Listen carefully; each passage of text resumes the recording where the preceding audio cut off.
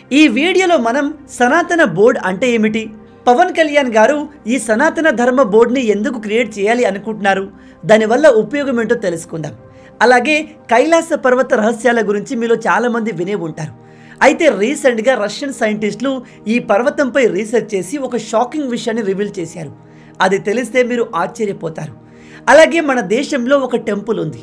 ఆ టెంపుల్ని ఎంత అద్భుతంగా డిజైన్ చేశారు అంటే అందులోని విగ్రహం భూమిపై ఉండకుండా అలా గాల్లో తేలియాడుతూ ఉంటుంది.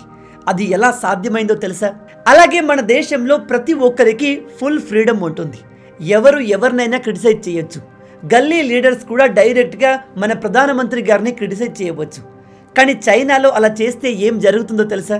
కేవలం ఇంతే కాదు, ఇలాంటి టాప్ 10 ఇంట్రెస్టింగ్ ఫ్యాక్ట్స్ని మనం ఈరోజు ఈ వీడియోలో డీటెయిల్గా తెలుసుకోబోతున్నాం. వీడియో చాలా ఇంట్రెస్టింగ్గా ఉండబోతుంది కాబట్టి ఏమాత్రం స్కిప్ చేయకుండా పూర్తిగా చూసి అన్ని విషయాలు తెలుసుకోండి.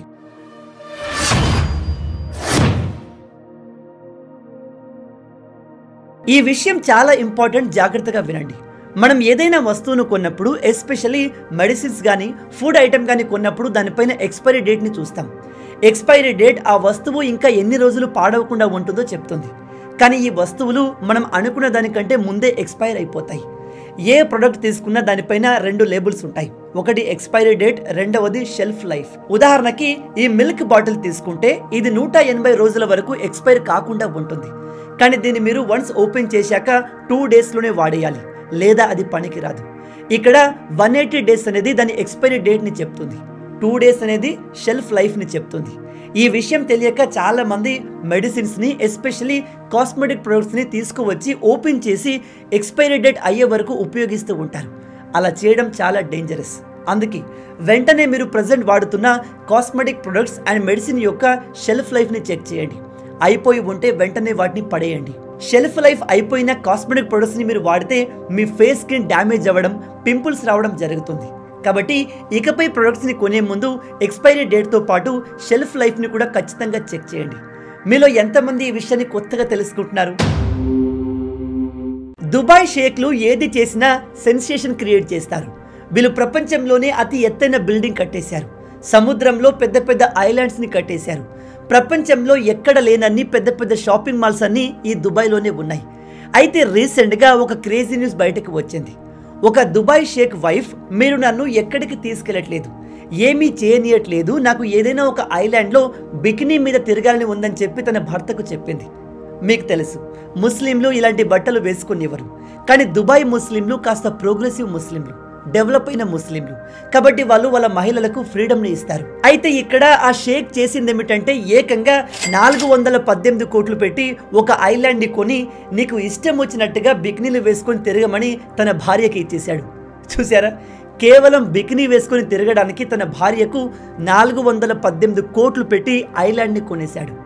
అందుకే నేను మీకు స్టార్టింగ్లో చెప్పాను, దుబాయ్ షేక్లు ఏది చేసినా సెన్సేషన్ క్రియేట్ చేస్తారు అని. వీళ్ళ దగ్గర డబ్బుకి కొదువే లేదు. 418 కోట్లు అనేది వీళ్ళకి చాలా తక్కువ. మనం ఎలాగైతే రోడ్డు పైన 100-200 పెట్టి చెప్పులు కొనేస్తామో అలా వీళ్ళు కోట్లు పెట్టి ఐలాండ్స్ని కొనేస్తారు. బై ద వే, మీరు ఇప్పటి వరకు మీ వైఫ్ ఆర్ గర్ల్ ఫ్రెండ్కి ఇచ్చిన ఎక్స్పెన్సివ్ గిఫ్ట్ రేట్ ఎంత? కింద కమెంట్లో చెప్పండి. చూద్దాం మీ పార్ట్నర్ పైన మీకు ఎంత ప్రేమ ఉందనేది. గత 12,000 సంవత్సరాల నుంచి మనుషులు కాటుకను ఉపయోగిస్తూ వస్తున్నారు. మన దేశంలోనే కాదు, ప్రపంచవ్యాప్తంగా అనేక దేశాల మతాల వారు కాటుకను ఉపయోగిస్తారు. అయితే ఆ కాలంలో ఈ కాటుకను అందంగా కనిపించేందుకే కాదు, కళ్ళను యూవీ రేస్ నుంచి కాపాడడానికి, కండ్ల ఇన్ఫెక్షన్ తగ్గించేందుకు, అలాగే సైట్ ఇంప్రూవ్ చేయడానికి, దిష్టి తలగకుండా ఉండేందుకు ఉపయోగించేవాళ్ళు. కానీ ఈ కాలంలో ఈ కాటుకలు చాలా డేంజరస్గా మారాయి. రీసెంట్గా అమెరికా మన ఏషియా నుంచి ఇంపోర్ట్ అయ్యే కాటుకల్ని కంప్లీట్గా బ్యాన్ చేసింది. మిగతా దేశాలు కూడా మెల్లమెల్లగా ఈ కాటుకను బ్యాన్ చేస్తున్నాయి. అలా ఎందుకు అంటే ఈ కాలంలో కాటుకను డేంజరస్ కెమికల్స్ తయారు చేస్తున్నారు. వాటిని ఉపయోగిస్తే కొత్తగా eye infection, eye allergies, mainly lead poisoning జరుగుతుంది. నేషనల్ ఇన్స్టిట్యూట్ ఆఫ్ హెల్త్ దాదాపు 22 కంపెనీల కాటుక శాంపిల్స్ పైన రీసెర్చ్ చేస్తే వాటిలో 7 దాదాపు 50% కంటే ఎక్కువగా లెడ్ని ఉపయోగించినట్టు తెలిసింది. ఈ లెడ్ మన కళ్ళకు చాలా డేంజరస్. అందుకే చాలామంది డాక్టర్లు కాటుకను ఉపయోగించకూడదని, ఎస్పెషల్లీ చిన్న పిల్లలకు అస్సలు వాడకూడదని ఓపెన్గా చెప్తున్నారు. ఈ విషయం ఐ లైనర్స్ని ఉపయోగించే ప్రతి మహిళకు తెలిసేలా వీడియోని షేర్ చేయండి. మీలో ఎంతమంది ఈ విషయాన్ని కొత్తగా తెలుసుకుంటున్నారు? ఈ 3 ఎమోషన్స్ మన లైఫ్ని కంప్లీట్గా నాశనం చేయగలవు.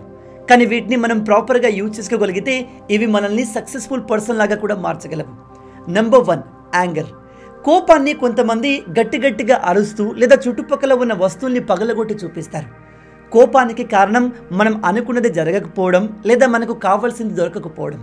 కానీ గైస్, మనకు కావాల్సింది మనకు దొరకనప్పుడు ఒక్కసారిగా కోపానికి గురవ్వకుండా ఆ కోపాన్ని ఇలా ఎందుకు జరిగింది, నేను ఖచ్చితంగా దీన్ని సాధించాలి అనే పట్టుదలగా మార్చుకోగలిగితే మిమ్మల్ని సక్సెస్ అవ్వకుండా ఎవ్వరూ ఆపలేరు. Number 2, fear.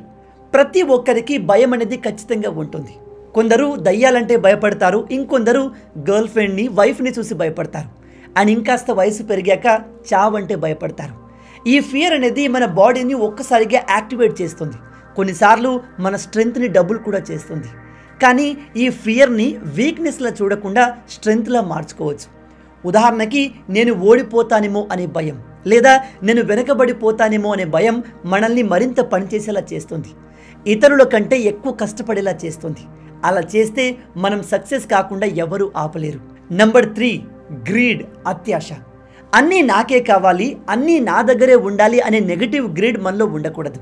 మనలో ఉండాల్సింది ఇంకా సక్సెస్ అవ్వాలి, నేను ఇంకా ఎదగాలి అనే పాజిటివ్ గ్రీడ్. ఇది మిమ్మల్ని కాన్స్టాంట్గా మోటివేట్ చేస్తూ కంటిన్యూగా హార్డ్ వర్క్ చేసేలా చేస్తుంది. ఈ గ్రీడ్ మీ బ్రెయిన్ని పూర్తిగా యూజ్ చేసేలా చేస్తుంది. ఎలాగైనా సరే ఎదగాలి అనే కసిని పెంచుతుంది. ఎమోషన్స్ అనేవి మనలో న్యాచురల్గా వచ్చేవి ఏవి కూడా చెడ్డవి కాదు. కానీ వాటిని మనం వాడుకునే విధానం పైన అవి మనతో మంచి చేస్తాయా చెడు చేస్తాయా అనేది డిపెండ్ అయి ఉంటుంది. కాబట్టి use your emotion in positive way. గుళ్ళో దేవుడి విగ్రహం భూమిపై ఉండడాన్ని మీరు చూసే ఉంటారు. కానీ నేను ఇప్పుడు చెప్పే గుడిలో దేవుడి విగ్రహం అలా గాల్లో తేలియాడుతూ ఉంటుంది. అంతేకాదు, ఆ టెంపుల్ని ఎంత పర్ఫెక్ట్గా డిజైన్ చేశారు అంటే సూర్యుడు ఉదయించినప్పుడు సూర్యకిరణాలు స్ట్రేట్గా ఆ విగ్రహం తలపై ఉన్న ఒక వజ్రం పైన పడి ఆ రూమ్ మొత్తంలో వెలుగు విరజిమ్మేది. ఆ టెంపుల్ ఏదో తెలుసా? మన 10 రూపాయల నోట్పై ఉండే ఫోటో ఆ టెంపుల్ది. దాని పేరే కోనార్క్ టెంపుల్. ఇది ఒరిస్సాలో ఉన్న సూర్య భగవానుడి టెంపుల్. ఈ గుడిలో సూర్యదేవుడి విగ్రహం గాలిలో ఎలా తేలి ఆడేది అంటే ఆ గుడి పైన ఒక అతిపెద్ద మ్యాగ్నెట్ని ఉంచారు. ఆ మ్యాగ్నెట్ పవర్తో విగ్రహం అలా గాలిలో తేలి ఆడేది. అదేంటి బ్రో, విగ్రహం డైరెక్ట్గా వెళ్ళి మ్యాగ్నెట్ని అతుక్కోవాలి కదా అంటే అలా అతుక్కోకుండా గాలిలోనే తేలి ఆడేలాగా అప్పటి ఇంజనీర్లు ఆ గుడిని డిజైన్ చేశారు. ఇలాంటి అద్భుతమైన టెంపుల్ని మన దేశాన్ని ఆక్యుపై చేసిన ఇస్లామిక్ రాజులు అనేక సార్లు డిస్ట్రాయ్ చేసేందుకు ట్రై చేశారు. గుడి మొత్తాన్ని కూల్చే ప్రయత్నం చేశారు. కుదరకపోయేసరికి పైన ఉన్న మ్యాగ్నెట్ని లోపల ఉన్న విగ్రహాల్ని ఎత్తుకెళ్ళిపోయారు. ఈ విషయాలు మీకు ఏదో కట్టుకథలు అనిపించవచ్చు, కానీ ఇవి వాస్తవాలు. మీరు సొంతంగా రీసెర్చ్ చేసి కూడా కన్ఫర్మ్ చేసుకోవచ్చు. అందుకే ఇప్పుడు మీరు చేయాల్సింది ఏమిటంటే మన పూర్వీకులు పూర్వ హిందూ రాజులు ఎంతటి టెక్నాలజీ కలిగి ఉన్నారో అందరికీ తెలిసేలా వీడియోను షేర్ చేయండి. ఆర్గాన్ ట్రాన్స్ప్లాంట్ గురించి మీరు వినే ఉంటారు. మన కిడ్నీలు పాడైతే కొత్త కిడ్నీలు రీప్లేస్ చేస్తారు, లివర్ని కూడా రీప్లేస్ చేస్తున్నారు, ఈవెన్ హార్ట్ని కూడా ఈ కాలంలో ట్రాన్స్ప్లాంట్ చేస్తున్నారు. కానీ గైస్, ఫ్యూచర్లో కంప్లీట్ హెడ్ని ట్రాన్స్ప్లాంట్ చేసే టెక్నాలజీ రాబోతుంది. రీసెంట్గా బ్రెయిన్ బ్రిడ్జ్ అనే ఒక కంపెనీ త్వరలోనే హెడ్ ట్రాన్స్ప్లాంట్ కూడా పాసిబుల్ కాబోతుంది అని చెప్పింది. మన బాడీలోని ఇతర పార్ట్స్ని రీప్లేస్ చేయడం కాస్త ఈజీ అనుకోవచ్చు, కానీ కంప్లీట్ హెడ్ని రీప్లేస్ చేయడం అనేది చాలా కాంప్లికేటెడ్ థింగ్. కానీ ఇది భవిష్యత్తులో పాసిబుల్ కాబోతుంది. ఇది ఎందుకు కాంప్లికేటెడ్ అంటే ఒక వ్యక్తి తలను తీసి ఇంకో వ్యక్తి బాడీ పైన ఇన్స్టాల్ చేయాలి అంటే మన brain, nerve system, blood vessels, స్పైన్ని కూడా ప్రాపర్గా అటాచ్ చేయాల్సి ఉంటుంది. అయితే ఈ కంప్లీట్ ప్రాసెస్ చాలా వేగంగా జరగాలి. బ్రెయిన్ సెల్స్ డీగ్రేడ్ కాకముందే ఆ హెడ్ని వేరే బాడీకి అటాచ్ చేయాలి. ఇది కాంప్లికేటెడ్ ప్రాసెస్ కాబట్టి దీన్ని ఖచ్చితంగా రోబోట్సే పర్ఫామ్ చేయబోతున్నాయి. ఇది ఎలా వర్కౌట్ అవుతుంది అంటే ఒకవేళ ఎవరైనా యంగ్ పర్సన్ చనిపోతే అతని బాడీని కాళ్ళు చేతులు పడిపోయినా లేదా బాడీ డిఫెక్ట్స్ ఉన్న వాళ్ళ తలకి అటాచ్ చేయవచ్చు. ఈ విషయం వింటేనే ఎంతో అమేజింగ్గా ఉంది కదూ. ఇలాంటి టెక్నాలజీ వస్తే మన ఫ్యూచర్ ఎలా ఉండబోతుంది? దీనిపై మీ ఆలోచనలేంటి కింద కామెంట్లో చెప్పండి. 1970 సమయంలో న్యూజిలాండ్కి చెందిన కొంతమంది సైంటిస్టులు కొన్ని కుందేళ్లను 2 గ్రూపులుగా డివైడ్ చేసి వాటికి హై ఫ్యాట్ డైట్ని ఇవ్వడం మొదలుపెట్టారు. మీ అందరికీ తెలుసు, ఎక్కువగా ఫ్యాట్ని కన్జ్యూమ్ చేస్తే బాడీలో కొలెస్ట్రాల్, బ్లడ్ ప్రెషర్, ఫ్యాట్ పెరిగి హెల్త్ పాడవుతుంది. కానీ ఈ 2 గ్రూప్స్లో ఒక గ్రూప్ కుందేళ్లపైన ఎటువంటి ఎఫెక్ట్ లేదు. అవి ఎంత ఫ్యాట్ తిన్నా కూడా చాలా హెల్దీగా ఉన్నాయి. అలా ఎందుకు అని చెక్ చేస్తే ఈ ర్యాబిట్స్కి ఒక మహిళా డాక్టర్ ప్రతిరోజు చాలా ప్రేమగా దగ్గరికి తీసుకొని ఫుడ్ని పెడుతుంది. ఆమె ఆ కుందేళ్లతో ఎంతో ప్రేమగా ఉండి వాటితో మాట్లాడేది, వాటిని జాగ్రత్తగా చూసుకునేది. దాంతో వాటిలో happy and positive chemicals release అయ్యి ఈ ఫ్యాట్ ఫుడ్ ఎఫెక్ట్ వాటిపైన లేకుండా చేసింది. దీనిపై యూనివర్సిటీ ఆఫ్ నార్త్ కెరోలినా ఫర్దర్గా స్టడీ చేస్తే కేర్ అండ్ కైండ్నెస్ అనేది మన స్ట్రెస్ని తగ్గించడమే కాదు, బాడీ మెటబాలిజంని ఎఫెక్ట్ చేసి మన ఏజ్ని స్లో చేస్తుంది అని తెలిసింది. అంటే మీరు ఇతర వ్యక్తులతో ఎంత ప్రేమగా కైండ్గా ఉంటారో అంత హెల్దీగా ఉంటారు అండ్ యంగ్గా కనిపిస్తారు. అందుకే మనం మన చుట్టుపక్కల ఉన్న వాళ్ళతో అనవసర గొడవలు పెట్టుకోకుండా ప్రేమగా ఉంటే మనం బాగుంటాము, వాళ్ళు మనతో బాగుంటారు. గుర్తుపెట్టుకోండి, మనం చూపించే ప్రేమ ఇతరుల రోగాల్ని కూడా నయం చేయగలదు. అందుకే అంటారు లవ్ ఈజ్ సో పవర్ఫుల్, దాంతో మనం ఏదైనా సాధించవచ్చు. మన దేశం ఏదైనా కొత్త ప్రాజెక్ట్ని స్టార్ట్ చేయాలనుకున్నా, ఏదైనా కొత్త చట్టాన్ని తేవాలన్నా దేశంలోని అపోజిషన్ పార్టీలు, పవర్లో ఉన్న పార్టీ అంటే ఇష్టం లేని వాళ్ళు పెద్ద ఎత్తున నిరసన చేస్తారు, ప్రొటెస్టులు చేస్తారు. సెంట్రల్లో ఉన్న గవర్నమెంట్ మంచి డెసిషన్ తీసుకున్నప్పటికీ దాన్ని ఊరికే అపోజ్ చేసే అపోజిషన్ పార్టీలు, రాజకీయ నాయకులు మన దేశంలో చాలామంది ఉన్నారు. కానీ చైనాలో అలా ఉండదు. చైనా ఇంత వేగంగా ఇంత అడ్వాన్స్గా ఎలా డెవలప్ అయిందో తెలుసా? వాళ్ళు పాటించే స్ట్రిక్ట్ రూల్స్ కారణంగా. చైనా ప్రభుత్వం ఏదైనా కొత్త చట్టాన్ని, కొత్త ప్రాజెక్ట్ని లాంచ్ చేయాలి అనుకుంటే విత్ ఇన్ డేస్లో చేసేస్తారు. ఎందుకంటే వాళ్ళు ఆ ప్రాజెక్ట్తో కలిగే లాభాన్ని చూస్తారు. దానివల్ల కలిగే లాభం నష్టం కంటే ఎక్కువగా ఉంటే దేశంలో ఎవరు దాన్ని అపోజ్ చేయకూడదు. అపోజ్ చేసిన వాళ్ళు నెక్స్ట్ డేకి మిగలరు. చైనాలో ప్రభుత్వానికి అగెన్స్ట్గా మాట్లాడిన వాళ్ళు నెక్స్ట్ రోజే మాయమైపోతారు. వాళ్ళతో ఏమవుతుంది, వాళ్ళు ఎక్కడికి వెళ్తారో ఎవరికీ తెలియదు. రీసెంట్గా చైనాలోని సోషల్ మీడియాలో ఒక ప్రైవేట్ గ్రూప్ చాట్లో కేవలం 5 మాత్రమే ఉన్న గ్రూప్లో ఒక ఎకనామిస్ట్ చైనా అధ్యక్షుడు ఫాలో అవుతున్న మెథడ్స్ అంత ప్రాపర్గా లేవు, వాటి కారణంగా దేశానికి భవిష్యత్తులో ఎక్కువగా లాస్ జరిగే అవకాశం ఉంది అని చెప్పాడు. నెక్స్ట్ డే మార్నింగ్ నుంచి ఈ ఎకనామిస్ట్ దేశంలో కనిపించకుండా పోయాడు. అతను ఎక్కడికి వెళ్ళాడు, అతని ప్రభుత్వం ఏం చేసింది అనేది ఎవరికీ తెలియదు, తెలిసే అవకాశం కూడా లేదు. దీన్ని బట్టి మీరు అర్థం చేసుకోవచ్చు చైనా ప్రభుత్వం తమ సోషల్ మీడియా పైన 100% నిఘా ఎలా పెడుతుంది అనేది. వాళ్ళ దేశ ప్రభుత్వానికి, లీడర్కి అగెన్స్ట్గా ఎవరు మాట్లాడినా, వాళ్ళు వ్యాలిడ్ పాయింట్స్ మాట్లాడినా కూడా నెక్స్ట్ డేకి మిగలరు. ఇలాంటి రూల్స్ వల్ల నష్టము ఉంది, లాభం కూడా ఉంది. అయితే మీ అందరికీ నా క్వశ్చన్ ఏమిటంటే, ఇలాంటి రూల్స్ మన దేశంలో ఉంటే ఎలా ఉంటుంది? రీజన్ లేకుండా గవర్నమెంట్ తెచ్చే మంచి చట్టాల్ని, మంచి ప్రాజెక్ట్ని అపోజ్ చేసే గ్రూపులతో ఇలా బిహేవ్ చేస్తే ఎలా ఉంటుంది? గుర్తుపెట్టుకోండి, చైనా మనకంటే చాలా అభివృద్ధి చెందింది కావచ్చు, కానీ మన దేశంలో ప్రజలకు ఉన్న ఫ్రీడమ్ ఈ ప్రపంచంలో ఏ దేశంలో లేదు. కైలాస పర్వతం గురించి అనేక మిస్టరీస్ ఉన్నాయి. ఈ పర్వత రహస్యాలు తెలుసుకునేందుకు చాలామంది సైంటిస్టులు దీనిపై అనేక ఎక్స్పెరిమెంట్లు చేశారు. అయితే రీసెంట్గా రష్యన్ సైంటిస్టులు ఈ కైలాస పర్వతం గురించి రెండోసారి రీసెర్చ్ చేసి ఇది న్యాచురల్గా తయారైన పర్వతం కాదు, ఈజిప్ట్లో పిరమిడ్లను ఎలా అయితే నిర్మించారో అలాగే ఈ పర్వతాన్ని కూడా ఎవరో నిర్మించి ఉండొచ్చు అని చెప్తున్నారు. ఎందుకంటే ఈ పర్వతం ఎగ్జాక్ట్గా పిరమిడ్ షేప్లో ఉంటుంది. ఇక్కడ విచిత్రం ఏమిటంటే ఇప్పటి వరకు ఈ పర్వతాన్ని ఎవరు కూడా ఎక్కలేకపోయారు. అలా ఎందుకు అనేది సైంటిస్టులకు కూడా అంతు చిక్కడం లేదు. అక్కడ ఉన్న ఇంకో ఇంట్రెస్టింగ్ విషయం ఏమిటంటే ఈ పర్వతానికి దగ్గరగా 2 సరస్సులు ఉన్నాయి. ఒకటి మానస్ సరోవర్, రెండవది రాక్షస్ తాల్. ఈ 2 సరస్సులు పక్క పక్కనే ఉన్నప్పటికీ షాకింగ్ విషయం ఏమిటంటే మానస్ సరోవర్ లేక్లోని నీళ్లు శుద్ధంగా ఉండి తాగడానికి అనుకూలంగా ఉంటాయి. కానీ దీనికి పక్కనే ఉన్న రాక్షస్ తాల్లో నీళ్లు సముద్రపు నీరులాగా ఉప్పగా ఉంటాయి. ఆ సరస్సు చుట్టుపక్కల ఎటువంటి మొక్కలు కానీ జీవులు జీవించవు. పక్క పక్కనే ఉన్న లేక్స్లో ఇంత తేడా ఎందుకు అనేది సైంటిస్టులకు కూడా అంతు చిక్కని మిస్టరీ. ఈ కైలాస పర్వతం గురించి మీరేమనుకుంటున్నారు? దీన్ని ఎవరు నిర్మించి ఉంటారు? మీ ఆలోచనల్ని కింద కామెంట్లో చెప్పండి. చివరి ఫ్యాక్ట్ తెలుసుకునే ముందు మీ అందరికీ ఒక చిన్న రిక్వెస్ట్. మీరు ఇప్పటి వరకు ఈ వీడియోను చూశారంటే వీడియో మీకు తప్పకుండా నచ్చే ఉంటుంది.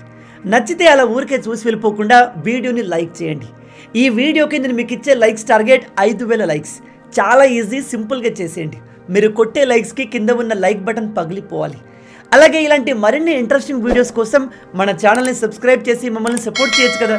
ఇది మీకు కంప్లీట్లీ ఫ్రీయే, కానీ మీరు చేసే ప్రతి ఒక్క లైక్ అండ్ సబ్స్క్రిప్షన్ మాకు మరిన్ని వీడియోస్ చేయడానికి ఒక మోటివేషన్లా ఉంటుంది. కాబట్టి వీడియోని లైక్ చేసి ఛానల్ని సబ్స్క్రైబ్ చేయడం మర్చిపోవద్దు. తమిళనాడుకు చెందిన కొంతమంది పొలిటీషియన్స్ సనాతన ధర్మాన్ని డెంగ్యూ మలేరియాతో కంపేర్ చేసి ఈ ధర్మం లేకుండా చేస్తామని హిందువులకు వార్నింగ్ ఇస్తారు. ఇంకో పెద్ద లీడర్ హిందువులంతా వైలెంట్, హిందువుల వల్లే దేశంలో వైలెన్స్ జరుగుతుంది అని చెప్తారు. స్టాండప్ కమెడియన్స్ హిందూ దేవుళ్లపైన హిందూ మతం పైన ఇష్టం వచ్చినట్టుగా జోకులు వేస్తారు. కానీ సేమ్ ఇలాగే వీళ్ళు వేరే మతంతో చేస్తే వాళ్ళను వెంటనే శిక్షించడం లేదా అరెస్ట్ చేయడం చేస్తారు. అందుకే రీసెంట్గా పవన్ కళ్యాణ్ గారు ఇండియా వైడ్గా సనాతన ధర్మ రక్షణ బోర్డుని క్రియేట్ చేయాలి అని ఒక మంచి ఐడియాని ప్రపోజ్ చేశారు. ఈ బోర్డులో దేశంలో ఉన్న అన్ని హిందూ టెంపుల్స్ ఇంక్లూడ్ అవుతాయి. ఆ టెంపుల్స్ని ఎలా మేనేజ్ చేయాలి, ప్రాబ్లమ్స్ని ఎలా ట్యాకిల్ చేయాలి అనే విషయాలు ఈ బోర్డులో ఉన్న మెంబర్స్ చూసుకుంటారు. ఈ టాపిక్ పైన ఒక అతిపెద్ద డిబేట్ని కండక్ట్ చేయడానికి పవన్ కళ్యాణ్ గారు దేశంలో ఉన్న పెద్ద పెద్ద లీడర్స్ని, పాలసీ మేకర్స్ని, ఈవెన్ స్పిరిచువల్ లీడర్స్ని కూడా ఇన్వైట్ చేస్తున్నారు. ఈ డిబేట్లో మన భారత సెక్యులరిజం ఎలా ఉండాలి, సెక్యులరిజం అంటే కేవలం ఒక మతాన్ని కించపరిచి మాట్లాడడం, ఒకే మతాన్ని టార్గెట్ చేయడం కాదు, అన్ని మతాల్ని గౌరవించాలి. ఏ మతాన్ని కించపరిచినా వాళ్ళకు సమానమైన శిక్షలు పడాలి. అలాగే ప్రజెంట్ మన గవర్నమెంట్ ఇతర మతాలకు చెందిన టెంపుల్స్ని వదిలేసి కేవలం హిందూ టెంపుల్స్ని మాత్రమే రూల్ చేస్తుంది. హిందూ టెంపుల్స్ని గవర్నమెంట్ నుంచి ఫ్రీ చేసి కేవలం స్పిరిచువల్ లీడర్స్ మాత్రమే వాటిని రన్ చేయాలనే కొత్త మూమెంట్ని పవన్ కళ్యాణ్ గారు తీసుకువస్తున్నారు. దీనిపై మీ ఒపీనియన్ ఏంటి? పవన్ కళ్యాణ్ గారు చెప్పినట్టుగా సనాతన బోర్డుని తీసుకురావాలా లేదా ఇప్పుడు ఉన్నట్టే కంటిన్యూ చేస్తే బాగుంటుందా? మీ ఆలోచనల్ని కింద కామెంట్లో చెప్పండి. సో గైస్, విన్నారు కదా, మొత్తంగా ఇవి ఈ వీడియోకి సంబంధించిన టాప్ 10 ఇంట్రెస్టింగ్ ఫ్యాక్ట్స్. మనం ఇప్పటి వరకు డిస్కస్ చేసిన ఫ్యాక్ట్స్లో ఏ ఫ్యాక్ట్ మీకు బాగా నచ్చిందో కింద కామెంట్లో చెప్పండి. రాబోయే వీడియోలో మరిన్ని ఇంట్రెస్టింగ్ ఫ్యాక్ట్స్తో మళ్ళీ కలుద్దాం. అంటిల్ దెన్, జై హింద్.